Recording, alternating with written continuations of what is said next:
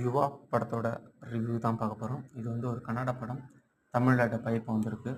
இதில் ஹீரோ யாருன்னா யுவராஜ் தான். அவரோட பேர் தான் யுவான்ற மாதிரி வச்சுருக்காங்க. படம் வந்து கிட்டத்தட்ட கேஜிஎஃப் மாதிரி பில்டப் நிறையவே கொடுத்துருப்பாங்க. நிறைய ஆக்ஷன் சீக்வன்ஸ் இருக்குது. எல்லாமே சூப்பராக இருக்குதுங்க. ஸோ ஃபர்ஸ்ட் ஆஃப் கொஞ்சம் காலேஜ் ஸ்டூடெண்ட்டாக கட்டுவாங்க. செகண்ட் ஆஃப் அப்பா படுற கஷ்டத்தை இவர் கொஞ்சம் அடைக்கிற மாதிரி இருக்கும்.